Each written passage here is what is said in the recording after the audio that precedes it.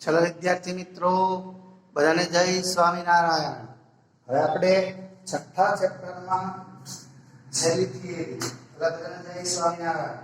હવે છઠ્ઠા ચેપ્ટરમાં આપણે છેલ્લી થિયરી છે બરાબર એ આપણે જોઈએ તો વિદ્યુત જનરેટર એસી જનરેટર બરાબર EMF ઉત્પન્ન કરવા માટે એસી જનરેટરનો સિદ્ધાંત એની રચના આપણે એસી જનરેટરમાં આપણે એસી પ્રવાહ કે EMF કેવી રીતે ઉત્પન્ન કરી શકાય વોલ્ટેજ એના વિશે તો જોઈએ જો એસી જનરેટર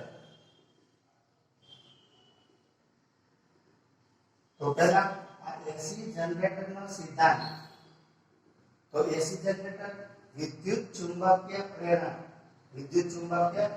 પ્રેરણના સિદ્ધાંત પર કાર્ય કરે છે।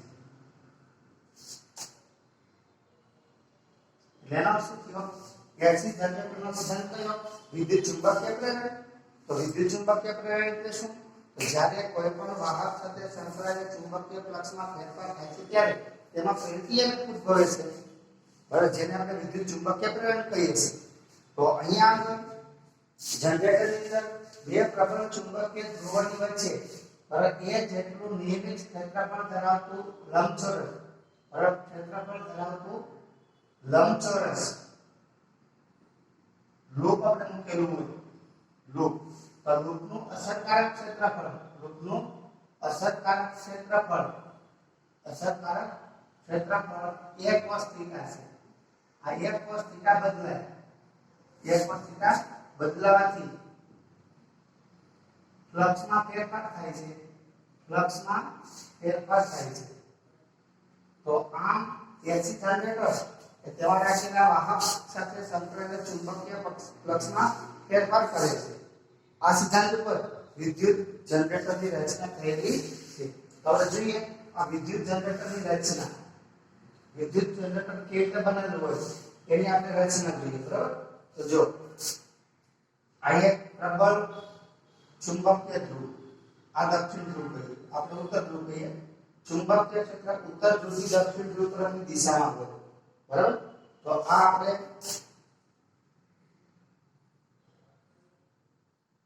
જનરેટરની રચના કરીએ છીએ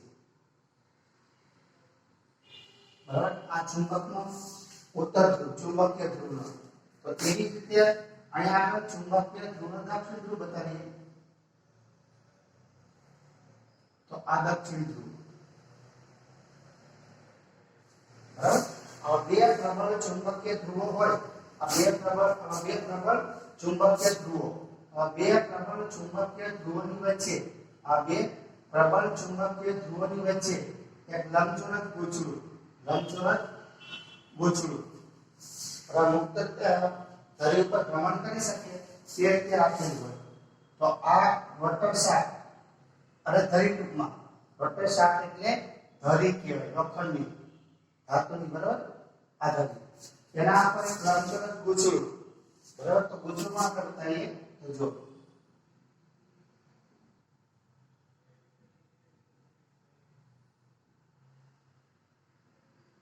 તો અહીંયા આગળ આ લંબચોરસ ગૂંચળના આ બંને છેડા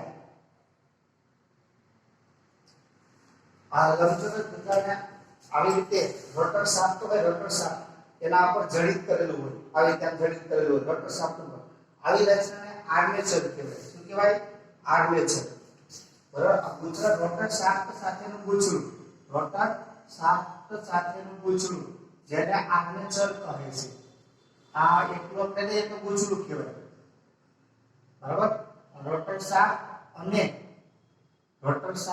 અને આ ગૂંચળું સાથેની રચના એટલે આર્મેચર। આ રોટર શાફ્ટ છે રોટર શાફ્ટ એટલે ધરી લોખંડની હોય એવી આ ધરી છે બરાબર। હવે ગૂંચળું આ રોટર શાફ્ટના અંગને આવી રીતે અચળ કોણીય ઝડપ ઓમેગાથી ભ્રમણ આપવામાં આવે છે। અચળ કોણીય ઝડપ ઓમેગાથી આ ગૂંચળને ભ્રમણ આપવામાં આવે છે।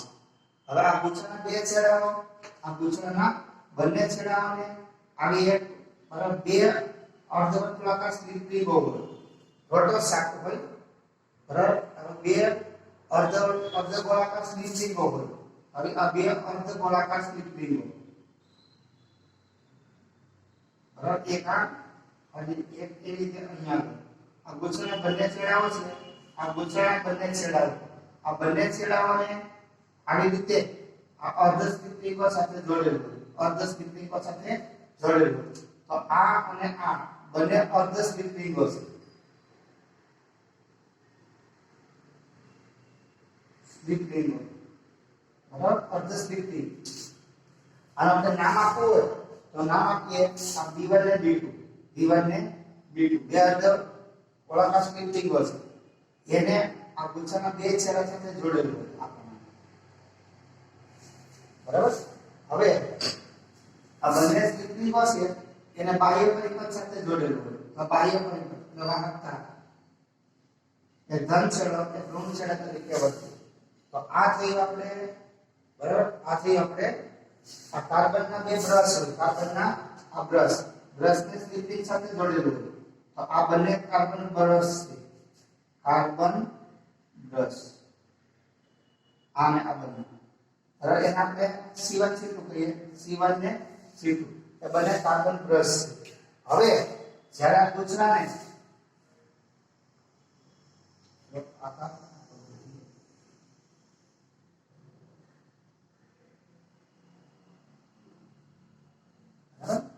તો આવી રીતે આ ગુચ્છું ચુંબકીય ધ્રુવોની વચ્ચે ગોઠવેલું હોય. બરાબર. હવે ગુચ્છાના બંને છેડાઓ બે કાર્બન બ્રશ સાથે જોડેલા હોય. આ બંને કાર્બન બ્રશનો બે અર્ધસ્ફટિકો B1 ને B2 સાથે સંપર્કમાં હોય છે. હવે C1 ને C2 ને બાહ્ય પરિપથ સાથે જોડેલું હોય. હવે જ્યારે ગુચ્છાને આગળ આપણે કીધું એ પ્રમાણે શરૂઆતના ક્ષેત્રફળ A આપણે કહીએ. હવે જ્યારે ગુચ્છું ઓમેગા જેટલી અચળ કોણીય ઝડપથી ભ્રમણ કરે છે ત્યારે તેનું અસરકારક ક્ષેત્રફળ A cos θ છે એ બદલાય છે. એટલે આ ગુચ્છા સાથે સંકળાયેલું જે ચુંબકીય ફ્લક્સ છે એ ચુંબકીય ફ્લક્સમાં ફેરફાર થાય છે અને એને કારણે આ બે બ્રશ C1 અને C2 એની વચ્ચે આપણને પ્રેરિત વોલ્ટેજ, પ્રેરિત વિદ્યુતચલક બળ મળે છે અને તેને લીધે આપણને પ્રેરિત પ્રવાહ મળે છે. આમ જનરેટર આપણે વિદ્યુત પ્રવાહ ઉત્પન્ન કરવા માટે એનો ઉપયોગ થતો હોય છે. બરાબર. એટલે ગુચ્છામાં પ્રેરિત EMF ઉત્પન્ન થશે. હવે ધારો કે કોઈ t સમયે એટલે પ્રારંભમાં t બરાબર 0 સમયે ધારો કે ગુચ્છું આ ચુંબકીય ક્ષેત્ર છે એને લંબરૂપે ગોઠવેલું છે. અહીંયા ચુંબકીય ક્ષેત્ર છે ઉત્તર ધ્રુવ દક્ષિણ ધ્રુવ તરફ એટલે આ દિશામાં ચુંબકીય ક્ષેત્ર છે B અને એને લંબરૂપે આવી રીતે ગુચ્છું ગોઠવાયેલું છે. તો ગુચ્છાનો ક્ષેત્રફળ સદિશ લઈશું, ગુચ્છાનો ક્ષેત્રફળ સદિશ, તો ક્ષેત્રફળ સદિશ પણ આપણને એ જ દિશામાં મળશે. એટલે પ્રારંભમાં θ બરાબર 0 હોય એવી સ્થિતિમાં આપણે રાખેલ છે. હવે ગુચ્છાને બરાબર તો એ વખતે ગુચ્છા સાથે સંકળાયેલું ફ્લક્સ I = A.B એટલે કે AB cos θ થશે. હવે ગુચ્છાને t બરાબર 0 સમયે ગુચ્છાને ઓમેગા જેટલી અચળ કોણીય ઝડપથી ભ્રમણ આપવામાં આવે છે. ભ્રમણ આપતા t સમયે ગુચ્છાની કોણીય ઝડપ એટલે કે ઓમેગા બરાબર θ upon t. તો ઓમેગા θ બરાબર શું મળશે આપણને કોણીય સ્થાનાંતર ઓમેગા t જેટલું થાય. તો આ સમયે આ ગુચ્છા સાથે સંકળાયેલ ચુંબકીય ફ્લક્સ I = AB cos θ. આપણું સૂત્ર AB cos θ. પણ θ ની જગ્યાએ શું લખી શકાય? AB cos omega t. આ phi આ ચુંબકીય ફ્લક્સ એટલે phi કહેવાય. ગુચ્છાનો એક આંટો છે તો ગુચ્છાનો કુલ n આંટા હોય તો n વડે ગુણાય. n વડે આપણે ગુણીએ તો NAB થશે. બરાબર. આને કહીએ સમીકરણ નંબર 1. હવે આ ચુંબકીય ફ્લક્સ ગુચ્છું જેમ જેમ ભ્રમણ કરે તેમ બદલાતું હોય. તેથી બરાબર આનો આપણે ફ્લક્સના ફેરફારનો દર લઈએ તો d∅ dt = a અને b અચળ છે. અને આપણને મળશે d/dt cos omega t. So cos omega t. તો ફેરેડેના નિયમ પ્રમાણે આ પ્રેરિત EMF E કહેવાય. બરાબર. તો આ AB આનું બરાબર cos omega t એનો આપણે વિકલન કરીએ તો વિકલન થાય -sin omega t. શું? -sin omega t into omega ખૂણાનું વિકલન. તો ચલો આ minus e is equal to minus ab omega omega નામ આગળ લખી દઈએ ઇન્ટુ sin ઓમેગા t આવો આપણને સૂત્ર મળ્યું બે બાજુ માઈનસ એટલે પ્લસ કહેવાય આપણે લખાય ab omega into sin omega t અને કે પરિણામ નંબર 2 તો ગુચલું જ્યારે t સમયે થીટા જેટલું કોણીય સમાંતર અનુભવે ત્યારે બરાબર તેમાં પ્રેરિત થતું આ emf છે t સમયનું એટલે આપણને આ તત્કાલીન emf આપે છે શું આપે છે તત્કાલીન emf આપે છે હવે જ્યારે sin ઓમેગા t બરાબર 1 થાય sin ઓમેગા t બરાબર 1 થાય ત્યારે આપણે ગુચલામાં પ્રેરિત થતું વિદ્યુતચાલક બળ છે એ પણ કેવો હશે મહત્તમ કે a b અને ઓમેગા આ બધું અચળ છે હવે sin નું મહત્તમ મૂલ્ય કેટલું છે 1 એટલે sin નું મહત્તમ મૂલ્ય થાય ત્યારે પ્રેરિત વિદ્યુતચાલક બળ છે e એ પણ આપણને કેટલું મળશે મહત્તમ જ્યાં E0 એ મહત્તમ વિદ્યુતચાલક બળ દર્શાવે છે બરાબર જ્યાં E0 AB omega AB omega જો આટા હોય તો NAB લખાય NAB ઓમેગા તો આટલું આપણને મહત્તમ વિદ્યુતચાલક બળ મળે છે હવે sin વિધેય છે sin વિધેય તો sin વિધેયનો વિસ્તાર કેટલો છે sin નો વિસ્તાર તો sin વિધેયનો વિસ્તાર છે -1 થી +1 માટે આ પ્રેરિત વિદ્યુતચાલક બળ છે પ્રેરિત વિદ્યુતચાલક બળ એ +E0 થી -E0 ની વચ્ચે બરાબર સતત બદલાય છે સતત બદલાતું જાય છે ઘણી વચ્ચે +E0 થી -E0 ની વચ્ચે આ ગુચળમાં પ્રેરિત થયેલું emf છે એ સતત આવર્ત રીતે બદલાતું હોય છે બરાબર હવે અહીં આગળ ચલો પ્રેરિત emf છે એમ +E ને -E ની વચ્ચે બદલાય છે તો પ્રેરિત થયેલો પ્રવાહ છે પ્રવાહને કારણે પ્રેરિત થશે emf ને કારણે તો પ્રેરિત emf બરાબર +E0 અને -E0 ની વચ્ચે સતત બદલાતું હોવાથી અને પ્રેરિત થયેલો પ્રવાહ છે એ પણ આવર્ત રીતે emf ની સાથે સાથે બદલાતો જતો હોય છે બરાબર તો અહીંયા emf નું મૂલ્ય અને દિશા બંને બદલાશે તો એવી રીતે પ્રવાહનું મૂલ્ય અને દિશા બંને પણ બદલાતા હોય તો અહીંયા આપણને બ્રશ B1 ને B2 વચ્ચે બ્રશ આ બ્રશ ની વચ્ચે આપણને બદલાતું જતું હોય તેવું emf અને એના કારણે બદલાતો જતો હોય એવો પ્રવાહ તો અહીંયા પ્રવાહનું મૂલ્ય અને દિશા બંને બદલાશે ધન ઋણ રીતે બરાબર તો આમ આપણને આ બે બ્રશની વચ્ચે બદલાતો જતો મૂલ્ય અને દિશા બદલાતો જતો હોય એવો આપણને પ્રવાહ મળે આવા પ્રવાહને આપણે ઉલટ-સુલટ પ્રવાહ કેવો ઉલટ-સુલટ પ્રવાહ જેને આપણે અંગ્રેજીમાં ઓલ્ટરનેટિવ કરંટ કહેવાય ઓલ્ટરનેટિવ કરંટ આપણને મળે છે તો આવી રીતે જનરેટરની મદદથી આપણે એસી પ્રવાહ ઉત્પન્ન કરી શકાય હવે અહીંયા આગળ આ પ્રેરિત emf છે E બરાબર AB omega sin omega t અને આપણે આમ લખીએ E E0 બરાબર sin ઓમેગા t હવે અહીંયા આગળ આપણે આમ લખી શકીએ E0 sin 2 pi f t જ્યાં f એટલે આવૃત્તિ એસી વોલ્ટેજની આવૃત્તિ છે એસી વોલ્ટેજની આવૃત્તિ દર્શાવે છે તો આમ આપણે લખી શકીએ બરાબર E E0 sin 2 pi f t આ એસી જનરેટરની આ રચના અને અહીંયા આપણને આ સમીકરણ છે સમીકરણ 2 એ આપણને તત્કાલીન પ્રેરિત જનરેટરમાં તત્કાલીન પ્રેરિત થયેલું emf નું મૂલ્ય આપશે આપણને તો આપણે મૂલ્ય બરાબર હવે આપણે આ પ્રેરિત emf નું મૂલ્ય લખી અને જુદા જુદા કિસ્સાઓ આપણે વર્ણવવા છે એની પહેલા તમે જોઈ લો થોડીક 2 મિનિટ ચલો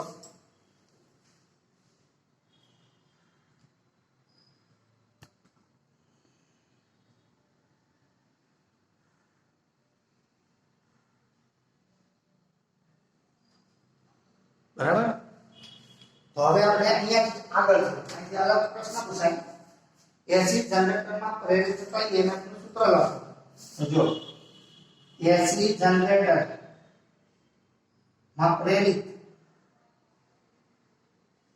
emf નું સૂત્ર લખો સૂત્ર લખી emf માં થતા ફેરફાર તો ફેરફાર કેવી રીતે થાય છે તે વર્ણન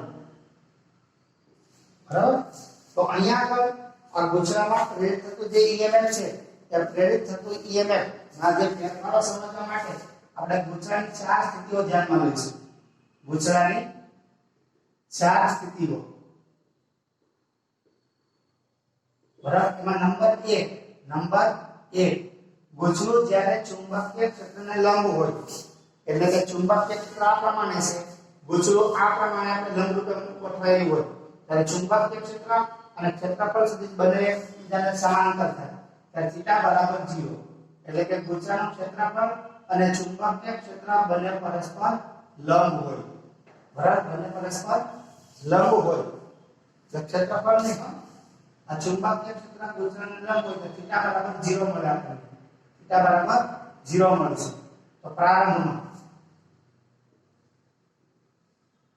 બરાબર ત્યારે ગુજરાત સાથે સંકળાયેલ ચુંબકીય ફ્લક્સ ત્યારે ગુજરાત સાથે સંકળાયેલ ચુંબકીય ફ્લક્સ આપણા સૂત્ર પ્રમાણે AB cos θ થીટા બરાબર 0 છે એટલે આપણને શું મળશે? ફ્લક્સ AB પ્રારંભમાં. બરાબર. તો હવે જો પહેલા આપણે આ EMF નું સૂત્ર લખવું છે. બરાબર. તો ચલો જો ગુજરાતમાં પ્રેરિત થતું EMF એનું સૂત્ર આપણે જાણીએ છીએ E E0 sin omega t. અને આપણે આવું પણ લખ્યું E0 sin 2πf t. બરાબર. હવે આ EMF છે, આ EMF એ પ્લસ E0 થી માઈનસ E0 ની વચ્ચે આવર્ત રીતે બદલાતું હોય. એ કેવી રીતે બદલાય છે એ આપણે જોઈએ. તો આપણે પહેલી સ્થિતિ આપણે ગોઠવણી લીધી, પ્રારંભિક સ્થિતિ જ્યારે ગોચરું ચુંબકીય ક્ષેત્રને લંબ રૂપે ગોઠવાયેલું હોય. આ સ્થિતિ ક્યાંની છે? t બરાબર 0 સમય. t બરાબર 0 સમયની સ્થિતિ. ગોચરું ચુંબકીય ક્ષેત્રને લંબ રૂપે ગોઠવાયેલું હોય ત્યારે ક્ષેત્રફળ સદિશ અને આ ચુંબકીય ક્ષેત્ર વચ્ચેનો કોણ થીટા બરાબર 0 થાય. તો હવે આ સ્થિતિમાં આપણે લખીએ લખું સમજો t બરાબર 0 સમયે થીટા બરાબર 0. તો એ વખતે ગુજરાતમાં પ્રેરિત થતું EMF E0 sin θ લંબાઈ t લખો કે ચાલે. તો આ E0 sin 0 નું મૂલ્ય કેટલું? 0. એટલે ગુજરાતમાં કોઈ વિદ્યુતચાલક બળ છે એ પ્રેરિત થયેલું હોતું નથી. તો ચલો જો આપણે આ ગુચરની 4 સ્થિતિ આ પ્રમાણે ધ્યાનમાં લઈશું. પહેલા ગુચરું આ પ્રમાણે છે. બરાબર. હવે આ માટે ગોઠવીશું તો ચુંબકીય ક્ષેત્ર અને ગુચરાનું સમતલ એ બંને એકબીજાને સમાંતર થશે. તો ચુંબકીય ક્ષેત્ર અત્યારે આ પ્રમાણે છે, ગુચરું આપણે આ પ્રમાણે ગોઠવેલું હતું. બરાબર. આ પ્રમાણે આ ચુંબકીય ક્ષેત્ર આ ગુચરાનું સમતલ એ બંને પ્રારંભમાં લંબ છે. હવે આપણે આ ગુચરાનો ક્ષેત્રફળ સદિશ લેવો હોય, આ ગુચરાનો ક્ષેત્રફળ સદિશ હંમેશા લંબ રૂપે લેવાય આ પ્રમાણે. તો અહીંયા ચુંબકીય ક્ષેત્ર અને ગુચરાનું ક્ષેત્રફળ સદિશ આ શરૂઆતમાં આપણને આ સ્થિતિમાં મળેલું થીટા બરાબર 0 છે. બરાબર. હવે ધ્યાન રાખજો. હવે અહીંયા આગળ ચુંબકીય ક્ષેત્ર તો એને છે, ગુચરાને આપણે ચોથા ભાગનું ભ્રમણ આપીએ એટલે આ પ્રમાણે. તો હવે ગુચરું અને ગુચરાનું સમતલ અને ચુંબકીય ક્ષેત્ર બંને સમાંતર થઈ ગયા. કેવા ત્યાં? સમાંતર. તો હવે આપણે ગુચરાનો ક્ષેત્રફળ સદિશ લઈએ તો આ પ્રમાણે મળે. તો આમ ચુંબકીય ક્ષેત્ર અને ક્ષેત્રફળ સદિશ બંને કેવા થશે? પરસ્પર લંબ. તો બીજી સ્થિતિમાં આપણે જોઈએ તો નંબર 2. તો બરાબર. હવે આપણે θ બરાબર π/2 ની સ્થિતિમાં હોય એટલે આ આવર્તકાળનો ચોથો સમય છે. આવર્તકાળનો ચોથો સમય એટલે t બરાબર 0 સમય આપણે કહીએ. ભાઈ t બરાબર આ t આપણે એક સમયગાળો તો t બરાબર t/4 એટલા સમયે ગુચરું θ બરાબર π/2 ની સ્થિતિમાં આવશે. તો એ વખતે ગુજરાતમાં પ્રેરિત થયેલું EMF આ સૂત્ર પ્રમાણે E0 sin π/2 sin π/2 એટલે sin વેવ. બરાબર. તો sin વેવ નું મહત્તમ મૂલ્ય કેટલું છે? 1. sin નું મહત્તમ મૂલ્ય કેટલું? 1. તો આમ આપણને મળ્યું E બરાબર +E0. બરાબર. આ બીજી સ્થિતિ. હવે એવી જ રીતે નંબર 3 ધ્યાન રાખજો. આ આપણું ચુંબકીય ક્ષેત્ર છે. ચુંબકીય ક્ષેત્ર એટલે આપણે ગુજરાત આમ રાખેલું તો થીટા બરાબર પાઈ બાય થીટા બરાબર 0 મળ્યું આમ રાખ્યું એટલે થીટા બરાબર આપણને પાઈ બાય 2 મળ્યું બરાબર બરાબર પાઈ બાય 2 લંબ હવે પાછું પૂછ્યું આમ ભ્રમણ કરશે અડધું એટલે અડધું ભ્રમણ થયું ગૂંચળનું બરાબર તો એ વખતે પાછો ગૂંચળનો ક્ષેત્રફળ સદિશ અને ચુંબકીય ક્ષેત્ર બંને એક જ દિશામાં આવશે એટલે પાછું થીટા બરાબર 0 થીટા બરાબર 0 હોવાથી બરાબર આપણને આવું મળશે હવે ત્રીજો આવર્તકાળ જેટલો સમય બીજો એટલે કે t/2 કહેવાય શું કહેવાય t/2 જેટલો સમય પસાર થાય ત્યારે ક્ષેત્રફળ સદિશ અને ચુંબકીય ક્ષેત્ર વચ્ચેનો ખૂણો પછી થીટા બરાબર કેવો થઈ જશે 0 થીટા બરાબર 0 હોવાથી એટલે થતું EMF છે E બરાબર E0 sin થીટા તો આ E0 sin 0 એટલે 0 થાય એટલે પાછું EMF કેવો થઈ જશે 0 EMF કેવો થશે 0 બરાબર t/4 સમય થઈ ગયો હવે t/2 સમય થઈ ગયો બરાબર હવે શોધી નાખજો હવે ચુંબકીય ક્ષેત્ર તો આપણે આ પ્રમાણે હતું જ ગૂંચળ શરૂઆતમાં આપણે આમ રાખેલું પછી π/2 જેટલું ભ્રમણ આપ્યું એટલે સમાંતર થયા પાછું π/2 જેટલું ભ્રમણ આપ્યું એટલે આમ થયું બરાબર તો થીટા બરાબર 0 આપણને મળ્યું હવે ગૂંચળ પાછું આપણે આમ ભ્રમણ આપો બરાબર તો હવે ખૂણો કેટલો થયો π/2 90 + 90 એ પ્રમાણે એટલે થશે 270 આ